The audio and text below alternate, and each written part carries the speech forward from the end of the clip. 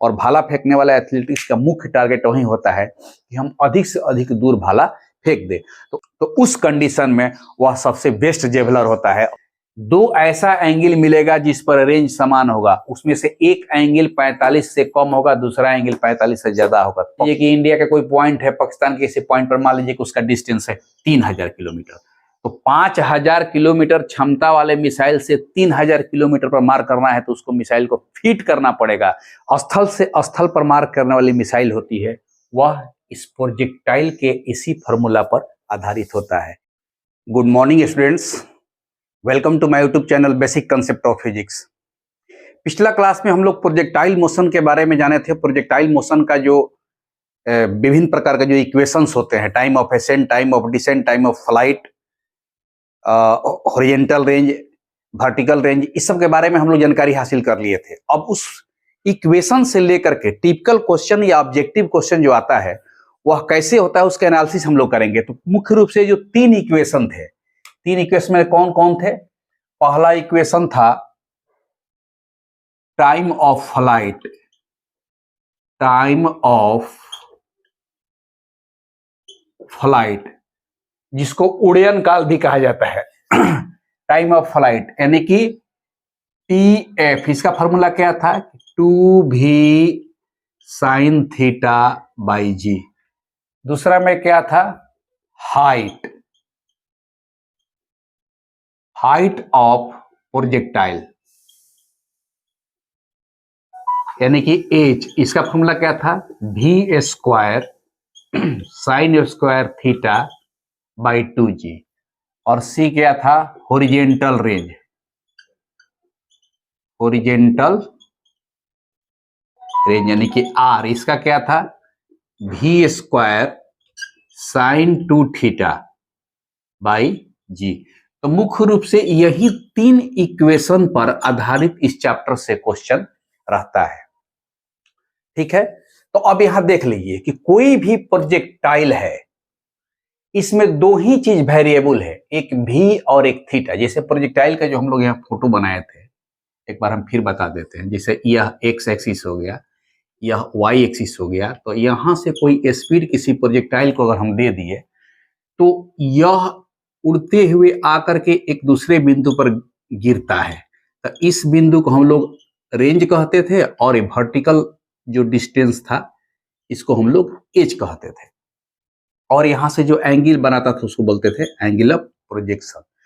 तो अब सबसे बड़ी चीज है कि इसमें जो भी हो, टाइम ऑफ फ्लाइट हो, एच हो, आर हो, यह किन पर निर्भर करता है, किन बातों पर? तो अगर किसी प्रोजेक्टाइल में हम वेलोसिटी दे दिए तो वह तो फिक्स हो गया कि हम इस वेलोसिटी से फेंक दिए, या कोई प्रोजेक्टाइल अगर है तो हम उसको वेलोसिटी, तो सबसे इंपॉर्टेंट हो गया angle of projection, angle of projection. अब जिसे देख लीजिए, टाइम ऑफ फ्लाइट है TF, तो अगर v कांस्टेंट है, इफ v इज कांस्टेंट यानी कि वेलोसिटी बदल नहीं रहा है, तो उस कंडीशन में आपका TF देखिए, यह TF जो है, चूंकि v कांस्टेंट है तो 2v बाई जी पूरा का पूरा कांस्टेंट हो गया, तो निश्चित रूप से यह जो 2v बाई जी कांस्टेंट हो गया, यहां हो गया साइन थीटा। तो जब यहां कांस्टेंट हो गया, इसका मतलब हुआ कि TF proportional to sine theta, यानी कि जो टाइम ऑफ फ्लाइट है वह साइन थीटा के प्रोपोर्शनल में हो गया। ठीक है, अब साइन थीटा का वैल्यू कैसे बदलता है? तो मैथमेटिक्स में हम लोग जानते हैं कि जैसे जैसे थीटा का वैल्यू बढ़ता है वैसे वैसे साइन थीटा का वैल्यू भी बढ़ता है, और जैसे जैसे थीटा का वैल्यू घटता है वैसे वैसे साइन थीटा का भी वैल्यू घटता है, क्योंकि साइन 0 का मान 0 और साइन 90 के मान हो जाता है 1। तो साइन थीटा का मैक्सिमम वैल्यू होता है 1 और मिनिमम वैल्यू होता है -1।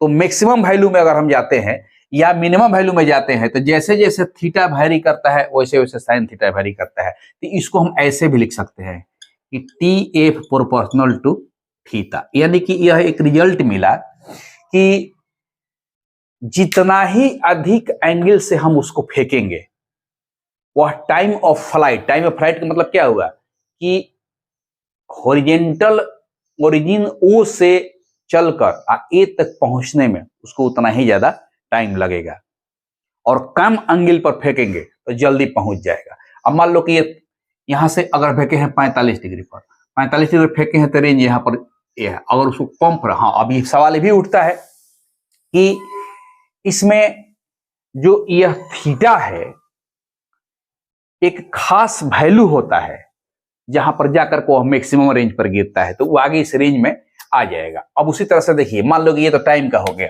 अब उसी तरह से इक्वेशन इसमें देख लीजिए, जैसे हाइट का, तो h बराबर है वी स्क्वायर बाई 2g, यह कांस्टेंट हो गया साइन ए स्क्वायर थीटा। तो यहां भी अगर v कांस्टेंट है तो we square by 2g constant होगा, तो उस कंडीशन में h proportional to sine square theta. अब यहां पर भी साइन स्क्वायर थीटा का कॉन्सेप्ट वही हो गया कि जैसे जैसे थीटा का वैल्यू बढ़ेगा वैसे वैसे साइन थीटा के, यानी कि एच प्रोपोर्शनल टू थीटा। अब यहां हम देख लिए, एक सेकेंड,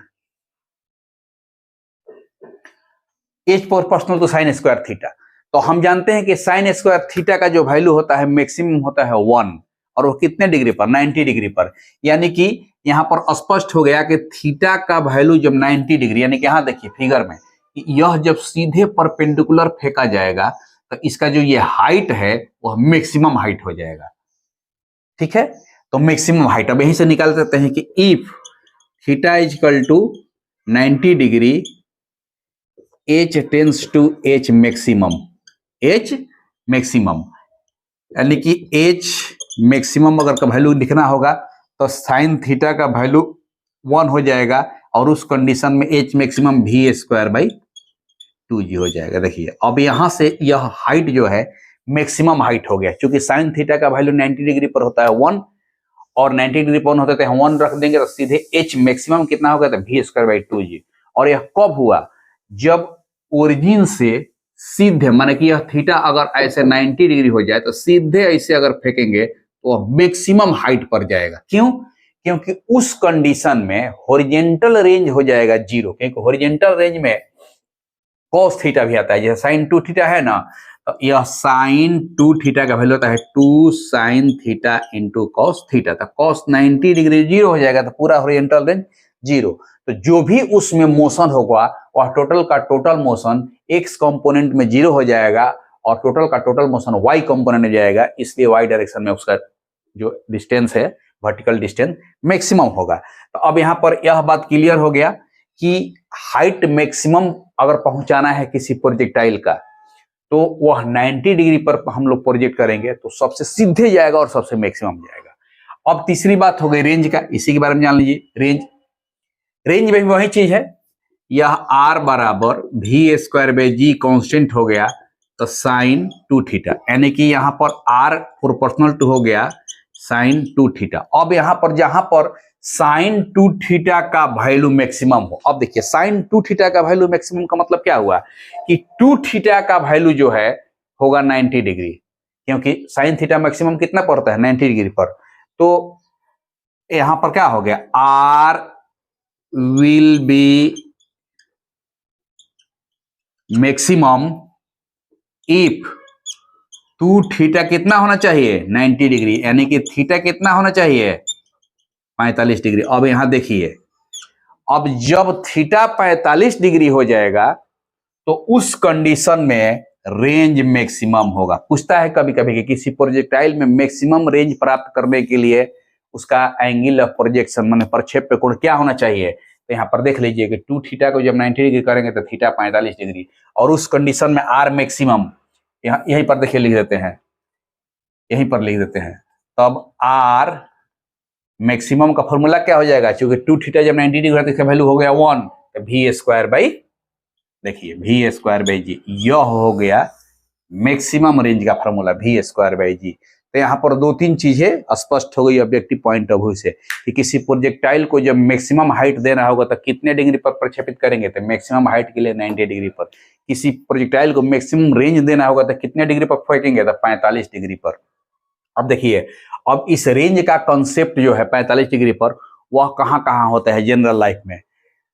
आप एथलेटिक्स में भाला फेंक, जेवलिन थ्रो देखे होंगे, तब भाला फेंकने वाला जो खिलाड़ी होता है वह भाला को ऐसे पकड़ता है, ठीक है। ऐसे पकड़ने के बाद उसका दो फंक्शन है, एक तो बहुत दूर से दौड़ करके आता है, तो दौड़ कर आने का मतलब कि उसको स्पीड देना, तो उस कंडीशन में ये स्पीड को देता है, तो स्पीड बन जाएगा। और दूसरे में जो उसका फेंकने का प्रैक्टिस है कि जब वह भाला फेंकने का प्रैक्टिस करता है तो अपने हाथ को ऐसे घुमाता है, ऐसे सेट करता है कि जैसे यह हॉरिजॉन्टल रेंज हो गया और यह वर्टिकल रेंज हो गया, तो भाला ठीक दोनों का ऐसे बीच में है, माने 45 डिग्री के एंगल पर। अगर ये प्रोजेक्टाइल है और यहाँ पर यह 45 डिग्री की बात करते हैं, तो यहाँ पर जो रेंज मिलेगा वह मैक्सिमम रेंज मिलेगा। और भाला फेंकने वाला एथलेटिक्स का मुख्य टारगेट वही होता है कि हम अधिक से अधिक दूर भाला फेंक दे। तो उस कंडीशन में जो भाला फेंकने वाला एथलेटिक होता है, जो प्रैक्टिस शुरू करता है, वह दो चीज का प्रैक्टिस शुरू करता है। क्या क्या? कि एक तो हम अपने लिमिटेड लाइन से कितना दूर से दौड़ेंगे ताकि उसको हम अधिक से अधिक वेलोसिटी दे दे, क्योंकि यहाँ पर v square by G n to sine 2 theta है, अधिक से अधिक वेलोसिटी दे दे।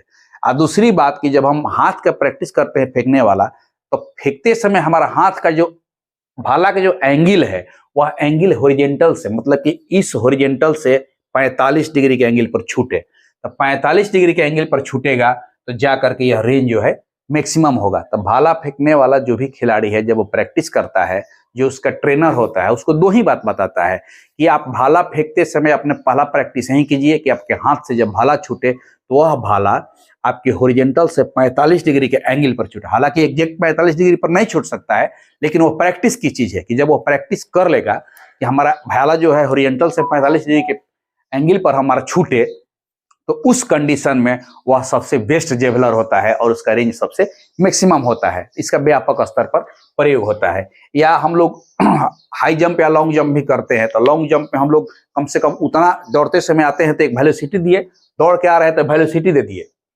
और वहां पर इतना उछलते हैं कि हमारा पोजीशन कम से कम 45 डिग्री पर आ जाए। तो 45 डिग्री पर आ जाने से होगा कि इसका जो मैक्सिमम रेंज होगा वह मैक्सिमम हो जाएगा।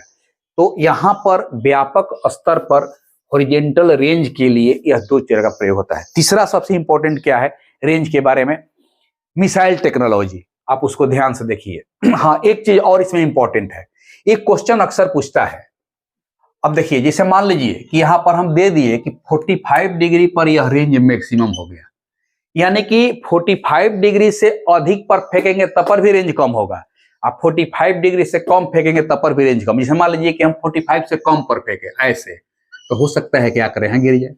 45 डिग्री से ज्यादा पर फेंके तो हो सकता है क्या करके यहाँ गिर जाए। यह हो सकता है क्योंकि जब 45 डिग्री के कोण पर उसका रेंज मैक्सिमम हो गया, तब 45 डिग्री से कम फेंकेंगे तब पर भी रेंज कम होगा, अब 45 डिग्री से ज्यादा फेंकेंगे तब पर भी रेंज कम होगा। तो दो कोण ऐसा होता है इस प्रोजेक्टाइल में कि दोनों के लिए रेंज समान होता है। ठीक है, यहां पर 2 angle for which range will be same. यह क्या होता है सबसे पहले ये जान लेना जरूरी है, यह बहुत इंपॉर्टेंट चीज है, एकदम सेकंड में बनेगा। केवल उसका कंसेप्ट को जान लीजिए कि कोई भी दो एंगल है जिसके लिए यह रेंज समान होगा, तो यह तो तय हो गया कि 45 डिग्री वह एंगल नहीं हो सकता है, क्योंकि 45 डिग्री पर रेंज होता है मैक्सिमम। तब कौन होगा? तो एक एंगल 45 डिग्री से कम होगा और दूसरा एंगल 45 डिग्री से ज्यादा होगा। ठीक है, क्योंकि यहाँ देख रहे हैं कि 45 डिग्री से कम पर, मान लेके 45 डिग्री से कम पर यहाँ फेंके, यहाँ पर अगर गिरा, हॉई जो गिर रहा है मान लो 45 से ज्यादा फेंके, वो आ करके यहीं पर गिर जाता है इसे। तो यह दो अलग एंगल है, एक यह एंगल है, एक यह एंगल है, दोनों एंगल के लिए रेंज सेम हो गया। तो उसको कैसे निकालेंगे? ठीक, इसमें इंपॉर्टेंट क्या है देख लीजिए। Important, one angle is less than and other is greater than 45 degree. अब यहां देख लीजिए, क्लियर हो गया कि जब वह दो एंगल जिसके लिए हॉरिजॉन्टल रेंज बराबर होगा, उसमें यह फिक्स हो गया कि एक 45 डिग्री से कम होगा और दूसरा 45 डिग्री से ज्यादा होगा। अब उसको निकालेंगे कैसे? ध्यान रखिए, दोनों एक दूसरे का कॉम्प्लीमेंट होता है। यहां लिख देते हैं, दोनों एक दूसरे का कॉम्प्लीमेंट होता है। यहां लिख देते हैं, both are complement to each other. अब कॉम्प्लीमेंट का मतलब क्या होता है कि दोनों का सम 90 डिग्री होगा, दोनों का सम 90 डिग्री होगा। अब एग्जाम्पल ग्रुप में जैसे मान लीजिए ले लेते हैं, एग्जाम्पल ग्रुप में इधर आ जाइए, एकदम सिंपल चीज है। अब जैसे मान लीजिए कि 1 एंगल इक्वल टू है, मान लीजिए 30 डिग्री, ठीक है। कहता है कि एक प्रोजेक्टाइल को 30 डिग्री पर प्रोजेक्ट किया गया, फेंका गया, और किस एंगल पर फेंकेंगे कि उसका रेंज जो है 30 डिग्री के बराबर आ गया, तो अदर एंगल कितना होगा? तो बताए कि कॉम्प्लीमेंट होता है। कॉम्प्लीमेंट का मतलब कि दोनों का जोड़ 90 डिग्री होगा। इसका मतलब कि 90 माइनस 30 यानी कितना हो गया? 60 डिग्री। यानी कि एक एंगल 45 डिग्री से कम आया तो दूसरा एंगल 45 डिग्री से ज्यादा आ गया, और इस दोनों एंगल पर उस प्रोजेक्टाइल को फेंकेंगे, वेलोसिटी सेम रहेगा, तो रेंज दोनों का आपस में बराबर आएगा। तो इस तरह से जो कॉम्प्लीमेंट होता है उसका सीधा सीधी फॉर्मूला है कि if one angle is theta then other will be कहता ना 90 माइनस थीटा। यही दो ऐसा एंगल है जिस पर फेंकने पर हॉरिजॉन्टल रेंज बराबर होगा। तो इस तरह से ऑब्जेक्टिव में यह क्वेश्चन पूछता है, कहेगा कि 20 डिग्री के एंगल पर एक प्रोजेक्टाइल को फेंका गया, और किस एंगल पर फेंकेंगे कि उसका रेंज समान मिलेगा। समान किसके? मतलब कि 20 डिग्री पर फेंकने पर जो उसका रेंज मिला था उतना ही रेंज प्राप्त करने के लिए और किस एंगल पर उसको फेंका जाएगा। तो एक 20 होगा तो दूसरा 90 माइनस 20 यानी कि 70 डिग्री। तो इस तरह से एक थीटा होगा तो दूसरा 90 माइनस थीटा। यह सबसे इंपॉर्टेंट चीज है। तो यह हो गया आपका तीनों का कॉन्सेप्ट। क्या कॉन्सेप्ट निकला कि जब 90 डिग्री पर हम थ्रो करेंगे तो हाइट मैक्सिमम होगा, जब 45 डिग्री पर थ्रो करेंगे तो रेंज मैक्सिमम होगा। दो ऐसा एंगल मिलेगा जिस पर रेंज समान होगा, उसमें से एक एंगल 45 से कम होगा, दूसरा एंगल 45 से ज्यादा होगा। पकड़ेंगे कैसे? तो दोनों एक दूसरे का कॉम्प्लीमेंट होता है, यानी कि दोनों का जोड़ 90 होना चाहिए। तो अगर एक एंगल थीटा है तो दूसरा 90 माइनस थीटा। ये कॉन्सेप्ट हो गया आपको ऑब्जेक्टिव बनाने का, ठीक है। अब देखिए, अब इसी पर आधारित एक सबसे इंपॉर्टेंट चीज है जो हमारा मिसाइल टेक्नोलॉजी है। जो स्थल से स्थल पर मार करने वाला मिसाइल होता है, वह मिसाइल इसी टेक्नोलॉजी पर काम करता है कि कोई डिस्टेंस कितना दूर है तो हम उसको कैसे फेंकेंगे। देखिए उसका कॉन्सेप्ट हम बता देते हैं। अब जिसे मान लीजिए कि हमारा एक पॉइंट है, यह इंडिया का यह पॉइंट है, और यहां पर एक पॉइंट है पाकिस्तान, ठीक है। तो इंडिया से पाकिस्तान का अगर डिस्टेंस मान लीजिए कि r है, ये तो पता है। मान लीजिए कि इंडिया के किसी शहर से पाकिस्तान के किसी शहर का डिस्टेंस जो होगा वह मालूम है, फिक्स है कि इतना दूर है, ठीक है। अब जब कोई मिसाइल बनता है तो मिसाइल में दो चीज फिक्स होता है। देखिए मिसाइल में उसका जो वेलोसिटी और उसका मैक्सिमम रेंज,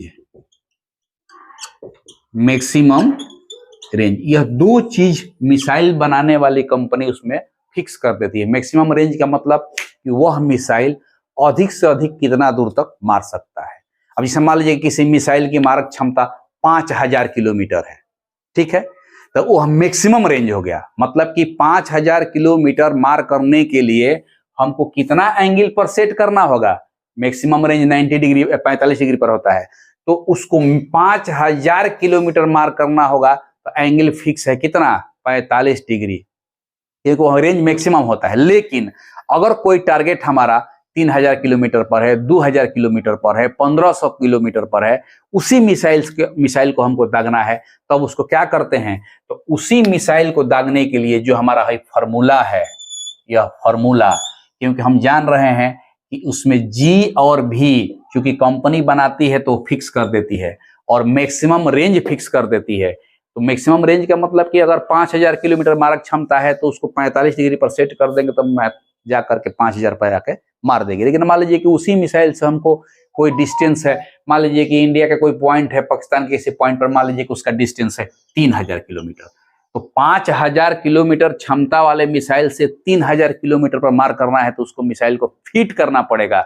और उसी फिट करने के जो पोजीशन होता है, यह XY प्लेन में यहाँ मिसाइल को फिट किया जाता है, यहाँ से एंगल दे करके कि कितना डिस्टेंस पर हमको मारना है, उस हिसाब से इस एंगल को सेट कर देंगे। तो जो मिसाइल का जो फिटर होता है, जो मिसाइल फिट करने वाला व्यक्ति, वह मुख्य रूप से उस मिसाइल का एंगल फिट करता है। धीरे धीरे धीरे धीरे मान लीजिए कि मिसाइल को ऐसे उठाएगा, कितना उठाएगा तो कैसे पता चलेगा कि रेंज हमको मालूम है, उस मिसाइल का वेलोसिटी मालूम है, जी तो कांस्टेंट है। तो जाहिर सी बात है कि जब भाई इतना चीज मालूम हो गया तो उस कंडीशन में, जैसे मान लीजिए कि मिसाइल को कैसे हम फिट करना है, तो मान लीजिए कि हमारा ये रेंज का फॉर्मूला है। देखिए यह रेंज का फॉर्मूला क्या है, v² sin 2 theta by g. तो उस कंडीशन में रेंज हमको मालूम है कि हमको 3000 किलोमीटर मार करना है इंडिया से पाकिस्तान में, ठीक है। मिसाइल का मैक्सिमम रेंज मालूम है कि मैक्सिमम रेंज है 5000 किलोमीटर, तो उससे 5000 या 5000 से कम पर हम मार कर सकते हैं। तो अब यहां से मुख्य रूप से हम लोग को सेट करना रहता है थीटा। देखिए तो sin 2 थीटा इक्वल कितना हो गया, R into ji by v²। अब यहाँ पर हमारा ये सब कुछ कैलकुलेटेड है, तो sin 2 थीटा से थीटा का वैल्यू निकल जाएगा, और थीटा का वैल्यू जब निकल जाएगा तो हम कैलकुलेट, यहाँ पर जो सेट करने वाला मशीन होता है उससे एंगल सेट कर लेंगे कि हम मिसाइल को कितना ऊंचा उठाएंगे, किस एंगल पर उठाएंगे कि जा करके उस 3000 के टारगेट पर मार कर देगा। तो इस तरह से जो स्थल से स्थल पर मार करने वाली मिसाइल होती है, वह इस प्रोजेक्टाइल के इसी फॉर्मूला पर आधारित होता है कि हम किस एंगल पर, मुख्य रूप से मिसाइल फिटर का ही काम होता है कि उसके पास जो मिसाइल है उसका मैक्सिमम रेंज मालूम है कि कितना अधिक से अधिक मार सकता है, उसका स्पीड कैलकुलेटेड है कि इस स्पीड से वो जाएगा। तो सबसे इंपॉर्टेंट होता है कि हमको जिस टारगेट पर मार करना है, उस टारगेट पर मार करने के लिए किस एंगल पर सेट करें। तो मिसाइल फिटर का मुख्य काम यही होता है कि मिसाइल को एक खास एंगल पर हम फिट कर दें ताकि उस टारगेट पर जाकर के वह गिर जाए। तो इस तरह से मिसाइल फिटर अपना टारगेट सेट करने के लिए एंगल को सेट करता है। तो ये हो गया कॉन्सेप्ट। अब रह गया इस चैप्टर का सबसे इंपॉर्टेंट, इस पर आधारित न्यूमेरिकल्स। ये आपका कॉन्सेप्ट जो है क्लियर हो गया, और इस पर आधारित कितने तरह का क्वेश्चन हो सकते हैं ऑब्जेक्टिव में, या कितने तरह का इसका व्यवहारिक जीवन में प्रयोग होता है, ये आपको हम बता दिए। आज का क्लास बस इतना ही। अगर आपको टॉपिक अच्छा लगा और चैनल को सब्सक्राइब नहीं किए हैं तो कृपया करके चैनल को सब्सक्राइब कीजिए, लाइक कीजिए और अधिक से अधिक लोगों में शेयर कीजिए। नमस्कार।